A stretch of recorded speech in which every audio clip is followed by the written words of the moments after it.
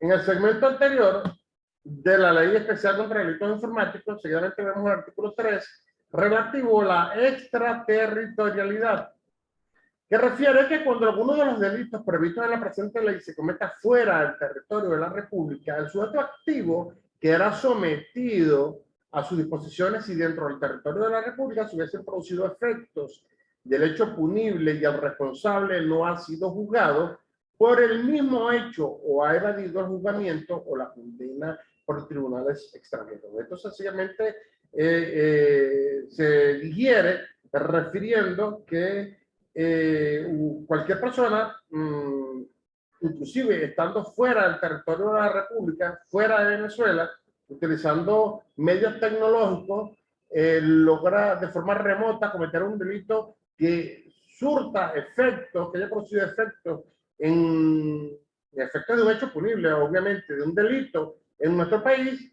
va a ser considerado un delito y un delito informático y a pesar de que esté fuera de nuestro territorio, va a ser objeto de un proceso judicial.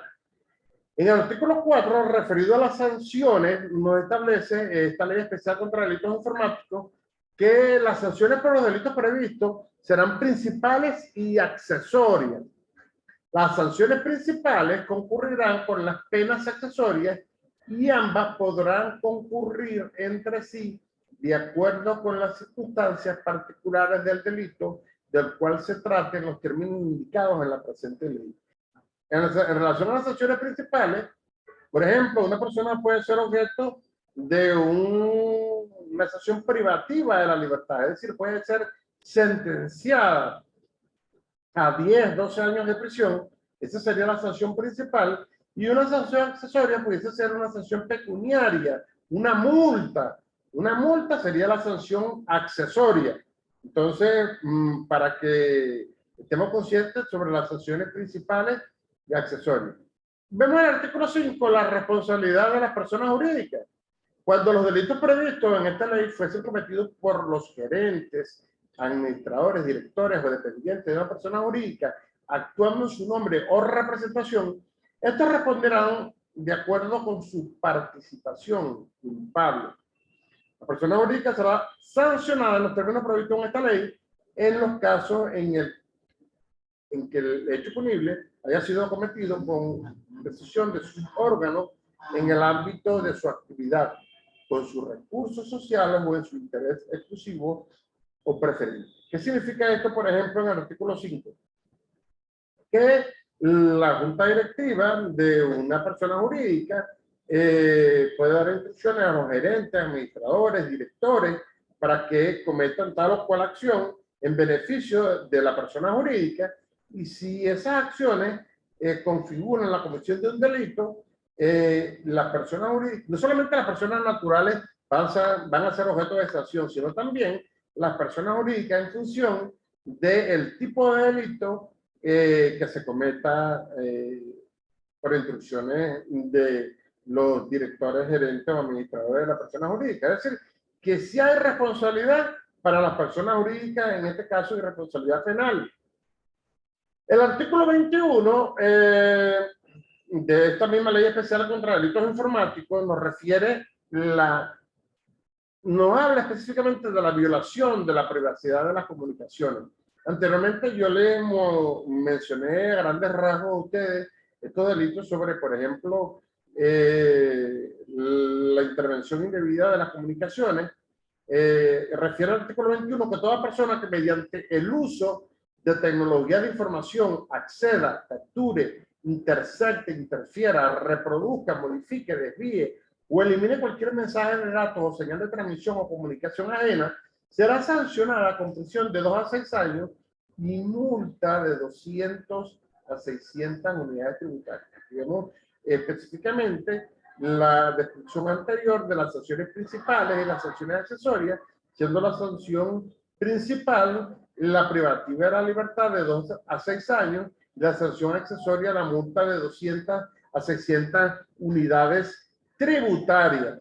El artículo 22, referido a la revelación indebida de data o información de carácter personal, nos refiere que quien revele, difunda o ceda en todo o en parte los hechos descubiertos, las imágenes, el audio en general, la data o información obtenida por alguno de los medios indicados en el artículo 20 y 21, será sancionado con prisión de 2 a 6 años y multa de 200 a 600 unidades tributarias.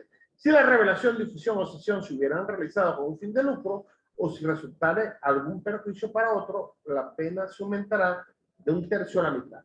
Esto se está dando actualmente con mucha frecuencia, sobre todo en las relaciones sentimentales, cuando vemos que hay parejas que se graban teniendo intimidad y posteriormente por algún concepto, por algún motivo se separan y luego alguna de las parejas puede difundir las imágenes, los videos de contenido para adultos, puede difundirlo utilizando cualquier tipo de medio tecnológico, WhatsApp, páginas para adultos, Twitter, cualquier tipo de red social que pueda ser utilizada. Esto se convierte en el delito informático contenido en el artículo 22, pero adicionalmente, si la persona, por ejemplo, como recientemente ocurrió que un caballero rompió relaciones con una dama y videos de contenido sexual los vendió, vendió los videos, los grabó en unos dispositivos y los cobraba por esos videos, específicamente grabó 15 videos en un dispositivo y los vendía, esa persona obtuvo un lucro. Entonces vemos que hay un agravante en la comisión de este delito de revelación indebida de data o información de carácter personal. Entonces vemos que todo esto deja planteada una pregunta más en el inicio de cada investigación. Entonces, al inicio de la investigación, una de las preguntas que se formulan los intervinientes, lo que se va a detectar es lo que sucedió o lo que se desea hacer creer que aconteció. La solución a este interrogante viene dada por el estricto y temprano cumplimiento de los procedimientos que preservan el estado original del sistema. Una cadena de custodia contemplada en el artículo 187 del Código Orgánico Procesal Penal, que es parte de esto, resulta vital para aquellos casos en donde las evidencias deben ser traspasadas entre diferentes sujetos. Ahora bien, es oportuno abordar el tema de esta pregunta, que lo que se va a detectar es lo que sucedió o lo que se desea hacer creer que aconteció. Porque esta pregunta, si se quiere, puede tener un doble sentido. ¿Por qué? Porque yo me pregunto, si hay funcionarios públicos corruptos, que no son todos, si hay sacerdotes pedófilos, que no son todos, si hay hombres infieles, que no son todos, significa que hay personas que se pueden prestar para presentar no lo que sucedió, sino lo que se desea hacer creer. Y esto, de una forma clara, debemos verlo como que un experto en ciberseguridad pudiese ser tentado a recibir algún tipo de beneficio, lucro, a efectos de tergiversar la verdad verdadera, tergiversar lo que realmente sucedió para mostrar una verdad maquillada que pueda beneficiar o perjudicar a un tercero. ¿Tenemos una pregunta? Adelante. Ariana Mato pregunta, si alguien hace un capture de pantalla de un estado de WhatsApp de cualquier persona y posteriormente lo publica, ¿puede estar tipificado como un delito? Bueno, fíjense lo siguiente. También todo en función de la intencionalidad, correcto. Porque ayer fue el día de Nuestra Señora de la Virgen del Valle. Yo coloqué en mi estado de WhatsApp una imagen de la Virgen del Valle. la cual tomé yo mismo, un viaje reciente que hice a la isla de Margarita.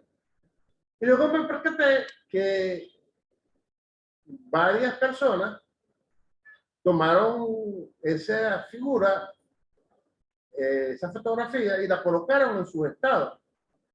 Es decir, la foto quedó tan bella, la Virgen del Valle, que la colocaron en su casa.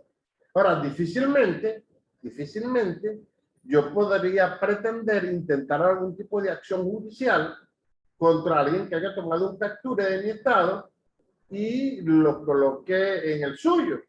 Difícilmente podría prosperar una acción judicial de esa índole, y muy seguramente el resultado es que yo mismo pudiese ser sancionado en el tribunal por considerar que mi acción fue temeraria al pretender activar el sistema de justicia por algo, o, si quiere, eran motivos fútiles. Es difícil que alguien vaya a colocar en su estado de WhatsApp alguna información personal que un tercero pueda tomar la captura y difundir información personal como un video de contenido sexual, o que yo coloque una fotografía de mi esposa desnuda, o una fotografía mía desnudo, o una fotografía de los estados de los movimientos, de mis movimientos bancarios. Cuando alguien tome un capture de un estado con un contenido de información que pueda perjudicar, causar perjuicio a la reputación, pueda causar perjuicio al patrimonio de la víctima, y como agravante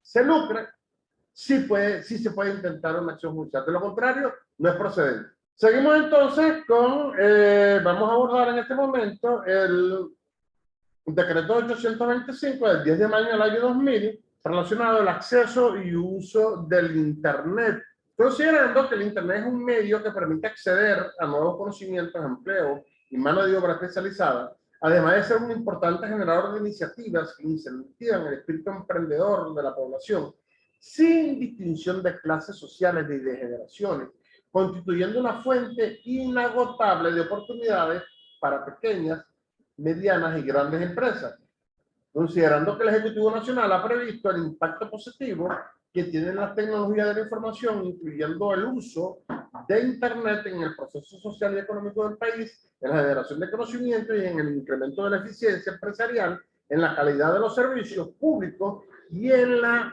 transparencia de los procesos. Entonces vemos, fíjense, que ya desde el año 2000, se consideraba, en el año 2000, se consideraba el Ejecutivo Nacional el Internet como algo de uso, de acceso a nuevos conocimientos, empleo, mano de obra especializada, generador de progreso social. Estamos hablando de hace 22 años. En el artículo 1 se declara el acceso y uso de Internet como política prioritaria para el desarrollo cultural, económico y social y político de la República Bolivariana de Venezuela. Fíjense, ya hace 22 años. Vemos que producto de la pandemia se aceleró en la necesidad del uso del Internet. Ustedes ven cómo ahora se ha incrementado los modos de trabajo remoto, las personas que trabajan desde casa.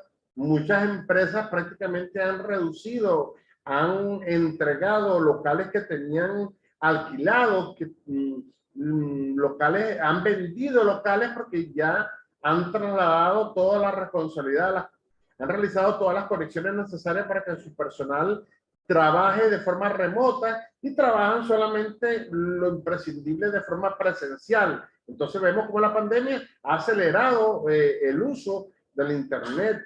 En el artículo 2 refiere que los órganos de la Administración Pública Nacional deberán incluir en sus planes sectoriales que realicen, así como en el desarrollo de sus actividades, metas relacionadas con el uso del Internet para facilitar la tramitación de los asuntos de sus respectivas competencias.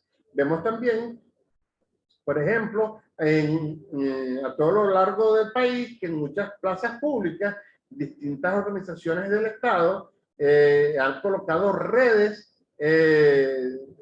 con conexión Wi-Fi pública para que las personas puedan conectarse, puedan comunicarse, puedan efectuar llamadas con seres queridos que tengan fuera del país, para que niños puedan ir a esos lugares y hacer sus tareas de forma remota utilizando el Internet, considerando el uso estratégico del Internet.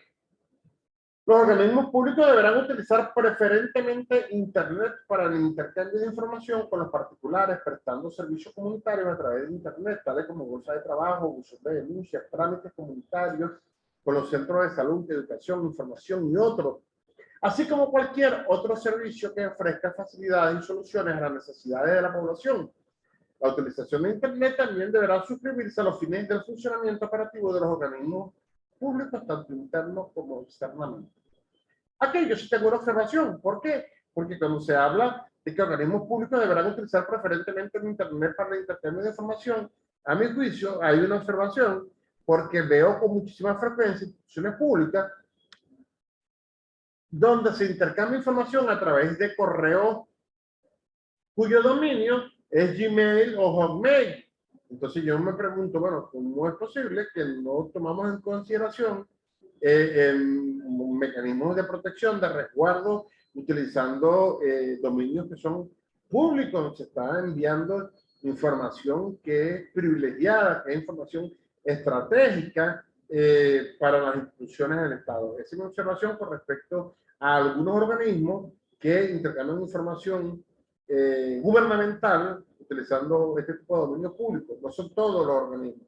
El artículo 5 de este decreto 825 relacionado al acceso y uso de Internet refiere que el Ministerio de Educación, Cultura y Deporte dictará las directrices tendentes a instruir sobre el uso de Internet, el comercio electrónico, la interrelación en la sociedad del conocimiento para la correcta implementación de lo indicado. Deberán incluirse estos temas en los planes de mejoramiento profesional del magisterio. Vemos también cómo el Ministerio de Educación ha hecho importantes esfuerzos para facilitar el acceso, el uso de Internet de niños, niñas y adolescentes en distintos recintos educativos, lo cual facilita y mejora los procesos educativos. El artículo 10 refiere que el Ejecutivo Nacional establecerá políticas tendentes a la promoción y masificación del uso de Internet.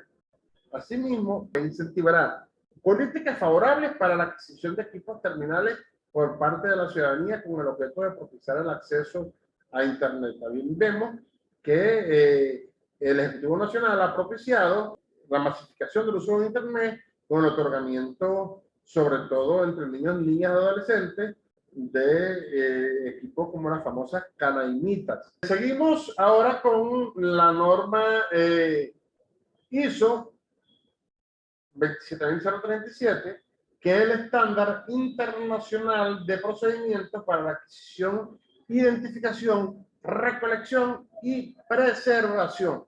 Vemos seguidamente que la actuación de campo en la recopilación de las evidencias es una actividad extremadamente delicada y compleja. La valía legal y técnica de las evidencias en la mayoría de las ocasiones depende del proceso realizado en la recopilación y preservación de las mismas.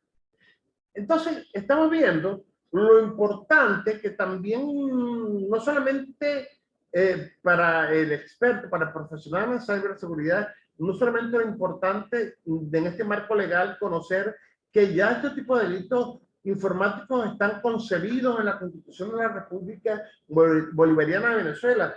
También es importante para el experto en ciberseguridad tener conocimiento, el enfoque gubernamental, el enfoque del Estado venezolano sobre el acceso al uso del Internet para la mejor concepción de la comisión de delitos cibernéticos, delitos informáticos por parte de los expertos en ciberseguridad. Es sumamente importante para los expertos en ciberseguridad entender que existen estándares internacionales como la normativa ISO 27037, que establece protocolos para la colección y recopilación de evidencias asociadas a la comisión de delitos informáticos. Entonces vemos que esta norma ISO 27037 del año 2012 viene a renovar a las ya antiguas directrices RFC 3227, estando estas recomendaciones ISO 27037 más dirigidas a dispositivos actuales que están más acorde con el estado de la técnica actual.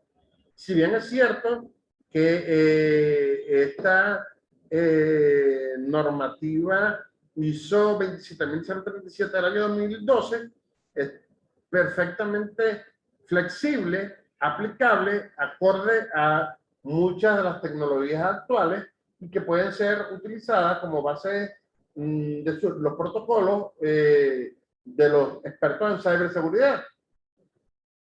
Esta norma ISO 27037 está claramente orientada al procedimiento de la actuación pericial en el escenario de la recogida, identificación y secuestro de la evidencia digital, entendiendo el concepto de secuestro como una traducción del inglés al español, ya que nosotros vemos más como secuestro, como la privación, fundamentalmente lo vemos como la privación ilegítima de la libertad de una persona a cambio de un lucro. Aquí el secuestro lo ven como la recogida, la captura, la protección, el resguardo de la evidencia digital, sin entrar esta norma ISO 27037 en lo que es el análisis de la evidencia. Es fundamental, está centrada en la recogida, identificación y secuestro de la información, o mejor dicho, de la evidencia digital. Vemos la tipología de los dispositivos y entornos en la normativa ISO 27037 y vemos que las tipologías de dispositivos y entornos tratados en la presentada norma está circunscrita a equipos y medios de almacenamiento y dispositivos periféricos, a sistemas críticos de alta exigencia de disponibilidad, a ordenadores y dispositivos conectados en red, a dispositivos móviles, al sistema de circuito cerrado de televisión digital. Esta norma, ISO 27037, esta norma tiene unos principios básicos. La norma ISO 27037, además está decir que sabemos que ISO es una organización internacional que genera estándares que no son de aplicación obligatoria, que quien los utiliza le da mayor resiedumbre, mayor profesionalismo a los informes, a los protocolos que realice. Es decir, no es lo mismo un perito, un experto que realice un proceso de recogida, de recolección de información, utilizando protocolos propios, que un experto que utilice procesos de identificación, recolección, preservación de evidencia digital utilizando estándares contemplados en la normativa ISO 27037. Esos principios básicos en los que se basa esta norma ISO 27037 son, en primera instancia, la aplicación de métodos, es decir, la evidencia digital debe ser adquirida del modo menos intrusivo posible, tratando de preservar la originalidad de la prueba y en la medida de lo posible obteniendo copias de respaldo. Es decir, no es posible que yo como experto en ciberseguridad, participando en un proceso de recogida, de recolección, de adquisición, de identificación, de información, yo aplique algún método mediante el cual destruya la evidencia, destruya la prueba. Y posteriormente no hay un tipo de copia de respaldo y yo diga, tienen que creer en mis palabras, en el resultado de mi peritaje, porque ya la prueba se destruyó. Entonces tiene que ser lo menos intrusivo posible. Y recuerden que todo protocolo practicado por un experto en ciberseguridad puede ser controvertido por otro experto. Porque yo puedo decir que se destruyó la prueba y luego otro experto en ciberseguridad puede demostrar que no era necesario destruir la prueba o que yo destruí la prueba maliciosamente a efectos de beneficiar o perjudicar al imputado o algún otra de las partes. Dentro de los mismos principios de la normativa ISO 27037 está que el proceso debe ser auditable. Es decir, los procesos seguidos y la documentación generada debe haber sido validados y contrastados por las buenas prácticas profesionales. Se debe proporcionar trazas y evidencia de lo realizado y sus resultados. No es posible que yo realice un protocolo como experto en ciberseguridad y que nadie pueda revisar los procesos que yo practiqué, que no se genere documentación, que nadie haya validado esos procesos, que no puedan ser contrastados con las mejores prácticas profesionales. Recuerden, y si bien es cierto que al final de este módulo lo vamos a abordar, pudiera existir responsabilidad penal en la actuación por negligencia, impericia, imprudencia, inobservancia de normas de parte de un profesional en la ciberseguridad. Dentro de esos otros procesos, de estos principios básicos de la norma ISO 27037, está que el proceso debe ser reproducible. Es decir, los métodos y procedimientos aplicados deben ser reproducibles, verificables y argumentables al nivel de comprensión de los entendidos en la materia, quienes puedan dar validez y respaldo a las actuaciones realizadas. Deja mucho que desear que un experto en seguridad realice un protocolo para recabar una evidencia digital y que después no se pueda reproducir ese proceso, que sea único y que yo diga, bueno, pero yo lo hice y ya no se puede hacer nuevamente. Eso puede ser controvertido por otros expertos. El proceso, los protocolos practicados por los expertos en seguridad deben ser reproducible. El proceso también debe ser defendible. Las herramientas utilizadas deben ser mencionadas y estas deben de haber sido validadas y contratadas en su uso para el fin en el cual se utiliza la actuación. Es decir, no es posible que yo destruya una evidencia digital porque estoy utilizando una herramienta que no es validada, no ha sido validada ni contrastada para ese tipo de protocolo, y por mi negligencia, por mi imprudencia, yo destruya esa evidencia digital. Después, obviamente, ese proceso no va a poder ser defendible. Aquí es sencillamente un esquema de la actuación pericial, las etapas de procedimiento de actuación, etapas de procedimiento, la identificación de las evidencias, la recolección y adquisición, la conservación y preservación.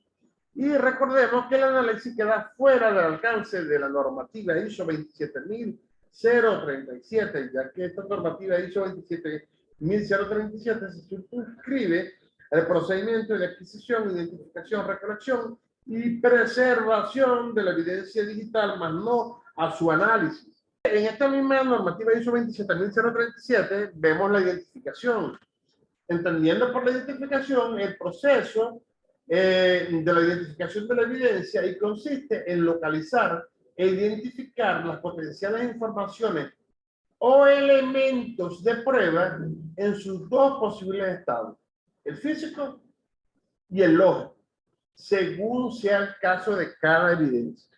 Y la recolección de la evidencia digital, conocida también como la adquisición, en esta normativa ISO 27037, declarada como o reconocida como uno de los estándares internacionales o buenas prácticas. Este proceso de recolección se define como la recolección de los dispositivos y la documentación, incautación y secuestro de los mismos. Recuerden, cuando digo incautación y secuestro de los mismos, recuerden que expertos en ciberseguridad no solamente pueden ser profesionales de esta disciplina en el ámbito privado, también expertos en seguridad en el ámbito público, es decir, órganos de policía de investigación penal. Y por eso este proceso de recolección de los dispositivos y la documentación contempla incautación y secuestro de los mismos, es decir, pueden incautarse la documentación o incautarse los dispositivos, los equipos, incautarse y resguardarse en el marco de la misma cadena de custodia, que puedan contener la evidencia que se desea recopilar, o bien la acción y copia de la información existente en los dispositivos. Sencillamente, por ejemplo, un órgano de policía de investigación penal puede incautar un servidor, un disco duro, una computadora, distintos dispositivos, sencillamente mientras copia la información y luego puede devolver ese dispositivo. Seguimos. Y vemos dentro de este mismo principio la conservación o preservación de la evidencia digital. Es decir, la evidencia ha de ser preservada para garantizar su utilidad. Es decir, su originalidad. Para que a posteriori, es decir, posteriormente, pueda ser esta admisible como elemento de prueba original e íntegra. Por lo tanto, las acciones de este proceso están claramente dirigidas a conservar la cadena de custodia, la integridad, la originalidad de la prueba. La conservación es fundamental. No es posible de que, fíjense, yo le voy a colocar un ejemplo que, si bien es cierto, no viene con el tema de la evidencia digital. Tuve conocimiento de un proceso judicial en el cual participé. En el sitio de suceso se recabó una sustancia que, cuando se recabó, presumiblemente se recabó presumiendo y era sangre del victimario, no de la víctima. Por algún concepto que en este momento no voy a explicar, el experto que actuó en el sitio de suceso no identificó de forma adecuada la muestra de sangre recabada, fue a parar a un maletín donde quedó durante mucho tiempo, y luego, cuando se estableció, cuando se ubicó esa muestra de sangre, se pretendió practicarle exámenes de microanálisis y exámenes a efectos de determinar el ADN del victimario, y no se pudo porque ya la sangre había entrado en un proceso de descomposición y no pudieron aparentemente hallar el ADN. Pero a grandes rasgos, por la conservación inadecuada de la sangre, no se pudo por esa vía identificar el victimario, luego se identificó por otra vía.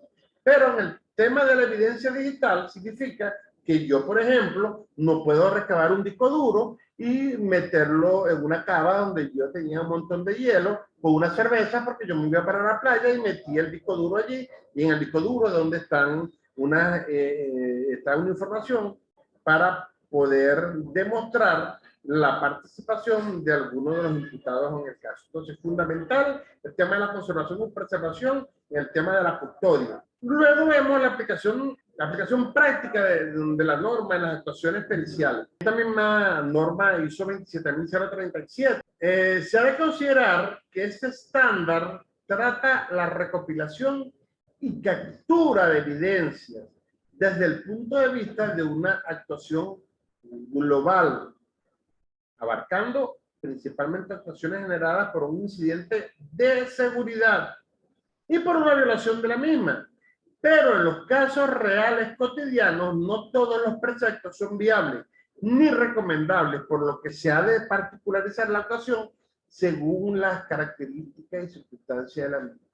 ¿Esto cómo se traduce? Se traduce en que no necesariamente los expertos en ciberseguridad vamos a colocarnos unas gringolas, es decir, como dice, las gringolas son esas cosas que se le colocan a los caballos de carrera para que no miren hacia los lados, sino hacia el frente.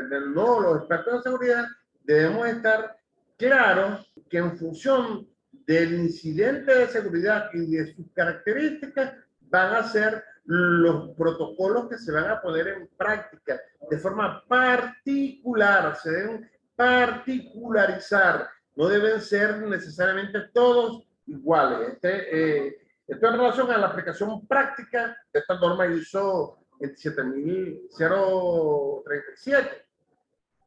En esta misma aplicación práctica de la norma, pero en su parte 2, o la parte 2, mejor dicho, este es el motivo a la hora de llevar a cabo una actuación de captura de evidencia, que se ha de tener en cuenta las características principales de la información que se desea recopilar. Es decir, en primera instancia, el experto en ciberseguridad, cuando va a recabar una evidencia digital, debe de inmediato tomar en cuenta las características principales de la información que yo deseo recopilar, es decir, cuál es la naturaleza de la evidencia que yo voy a recopilar, cuál es la mejor forma o vía de actuación que garantice el éxito de la misma, de la colección de la evidencia y de su preservación.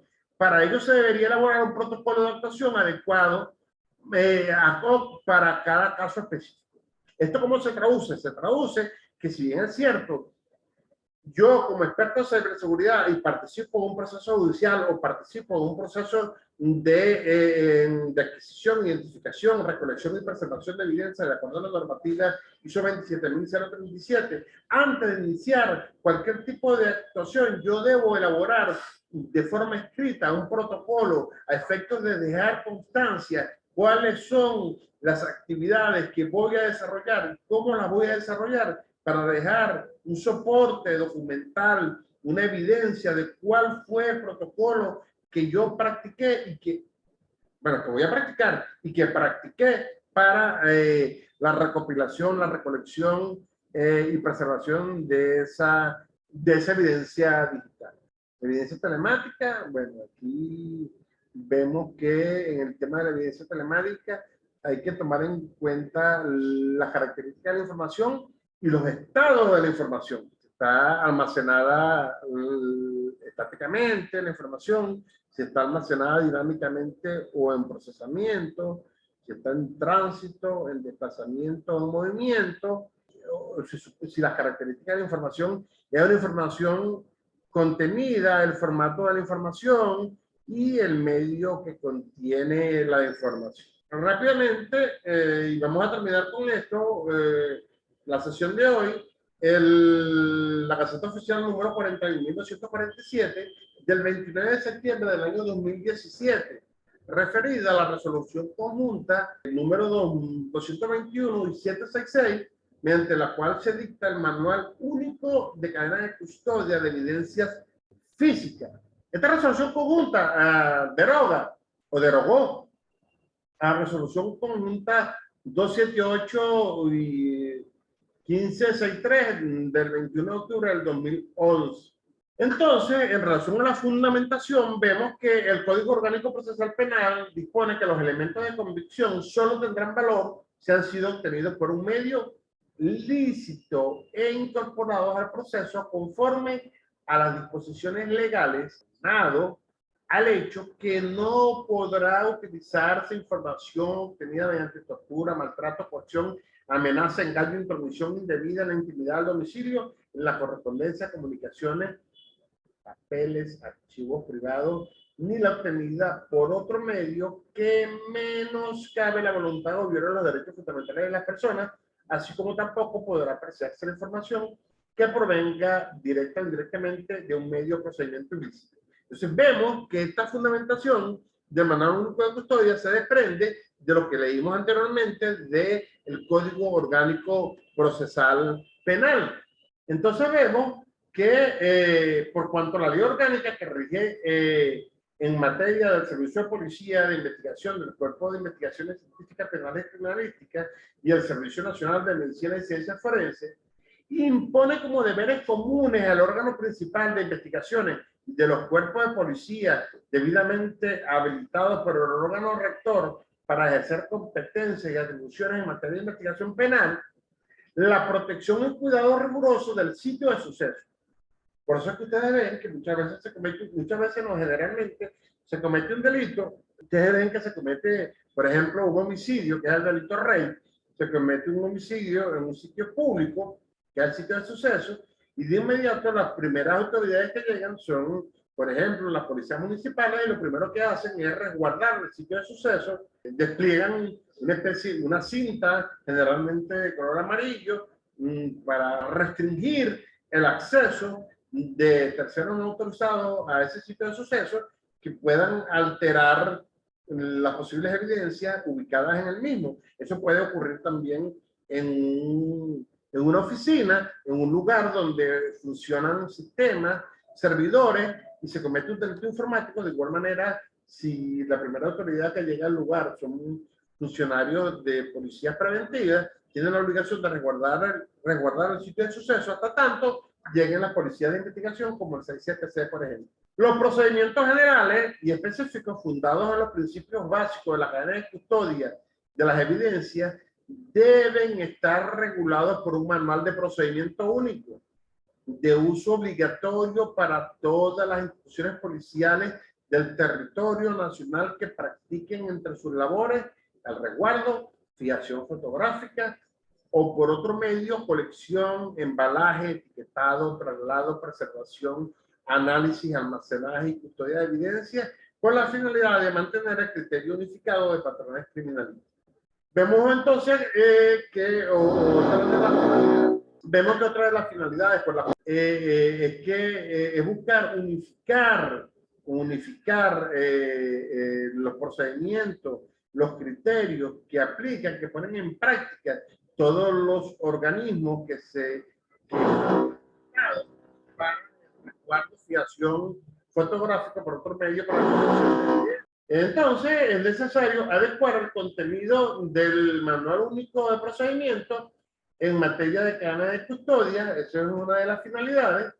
Vemos que en esa misma resolución conjunta número 221 y 766 se establece que este Manual Único de Cadena de Custodia tiene por objeto estandarizar los procesos y procedimientos generales y específicos que intervienen en la investigación penal. El detalle de la actuación de las áreas de conocimiento que conforman el Manual Único de Cadena de Custodia de Evidencia Física será desarrollado en protocolos adicionales por el Ministerio del Poder Procurar con competencia en materia de seguridad ciudadana, que ustedes saben que es en coordinación con el Ministerio Público, saben que es el Ministerio del Poder Popular de Relaciones Interiores, Justicia y Paz. El artículo 4 refiere que todos los órganos vigentes de seguridad ciudadana de apoyo a la investigación que practiquen entre sus actividades protección, fijación, colección, embalaje, rotulado, etiquetado, traslado, preservación, análisis, almacenaje,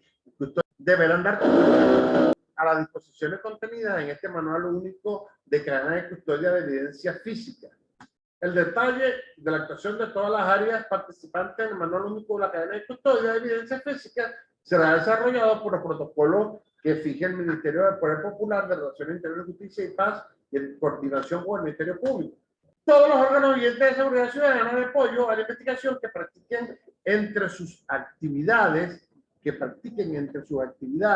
protección, fijación, colección, embalaje, rotulado, etiquetado, preservación, análisis, almacenaje y custodia de evidencia deben dar cumplimiento al Manual Único de Custodia. Esto significa que un funcionario público no puede alegar posteriormente que dañó una evidencia, que no colectó de forma adecuada una evidencia, porque al hacer eso está asumiendo una responsabilidad administrativa y penal, de acuerdo al caso, porque tiene la obligación de conocer y aplicar los protocolos contenidos en el Manual Único de Cadena de Custodia de Evidencia Física que fue creado a tal efecto por el Ministerio del Poder Popular de Relaciones Interiores, Justicia y Paz, en coordinación con el Ministerio Público.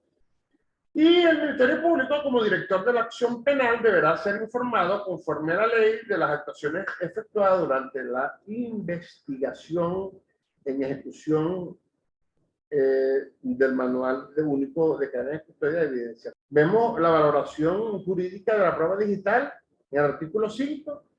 El Ministerio Público, en las investigaciones penales que practique por sí mismo, deberá dar cumplimiento a las disposiciones contenidas en el Manual Único de Cadena de Custodia. Es decir, también el Ministerio Público debe dar estricto cumplimiento al Manual Único de Cadena de Custodia. Es decir, no queda eximido el Ministerio Público por ser el director del proceso penal, el director de la investigación penal, no queda eximido de dar cumplimiento a las disposiciones contenidas en el Manual Único de la Cadena de Custodia de Evidencia Física. Recuerden que también el Ministerio Público tiene dependencias para practicar procedimientos de orden investigativo y de orden criminalístico en investigaciones especiales.